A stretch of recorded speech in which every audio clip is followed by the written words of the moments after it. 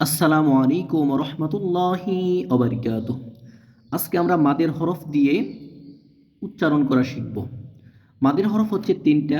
জবরের বাম পাশে খালি আলিফ মাদের হরফ, আরেকটা হচ্ছে পেশের বাম পাশে জজমালা ওয়াও মাদের হরফ, আরেকটা হচ্ছে জেরের বাম পাশে জজমালা ইয়া মাদের হরফ। এখানে তিনোটা দিয়েই দেখানো হয়েছে। তো যাই হোক আমরা পড়ি। পার উপরে কি আছে? জবর। জবরের বাম পাশে খালি আলিফ মাদের হরফ, এক আলিফ মাদ হবে। বা আলিফ জবর বা। পার উপরে পেশ, পেশের বাম পাশে জজমালা ওয়াও মাদের হরফ। মাদের হরফ হইলে ডান দিকের হরকতকে এক আলিফ টেনে পড়তে হয়। বা ওয়াও পেশ বু। জেরের বাম পাশে জজমালা ইয়া। এই জায়গায় আছে দুইটা হরফ, একটা হলো বা, নিচে এক নুক্তা বা, আর এই অংশটা হলো ইয়া। বা ইয়া, তাহলে বার নিচে জের, ইয়ার উপরে জজম, এটা হলো মাদের হরফ। মাদের হরফ হলে কি করতে হয়? ডান দিকের হরকতকে এক আলিফ টেনে পড়তে হয়। বা ইয়াজের বি। বাবু বি। তা আলিফ জবর তা, তার উপরে জবর, জবরের বাম পাশে খালি আলিফ মাদের হরফ তা। তা ওয়াও পেশ তু, তার উপরে পেশ, পেশের বাম পাশে জজমালা ওয়াও মাদের হরফ এক আলিফ ম্যাদ তু। তার নিচে জের, তা ইয়াজের তি।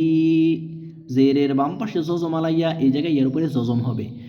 মাদের হরফ, মাদের হরফ হইলে ডান দিকের হরকতকে এক আলিফ টেনে পড়তে হয়। তা তু তি।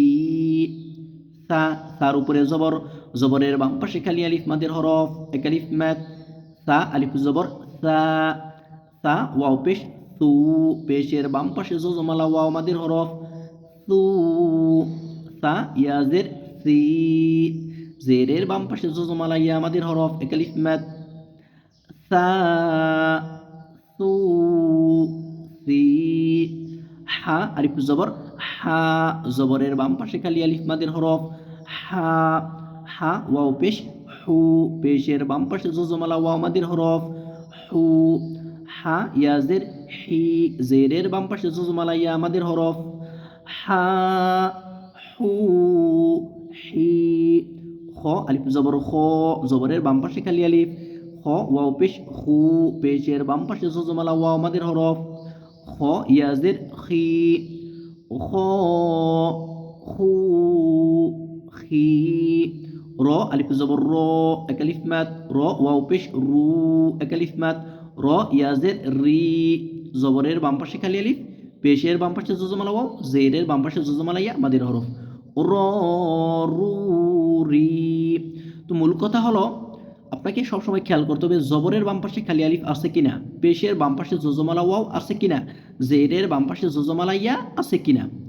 হরফ ডান দিকে যেটাই হোক সেটা মূল বিষয় নয়। মূল কথা হচ্ছে, মূল বিষয় হচ্ছে জবরের বাম পাশে খালি আলিফ আছে কিনা, পেশের বাম পাশে জজমালা ওয়াও আছে কিনা, জেরের বাম পাশে জজমালা ইয়া আছে কিনা। যখন এরকমভাবে আসবে তখনই ডান দিকের হরকতগুলিকে এক আলিফ করে টেনে পড়তে হবে।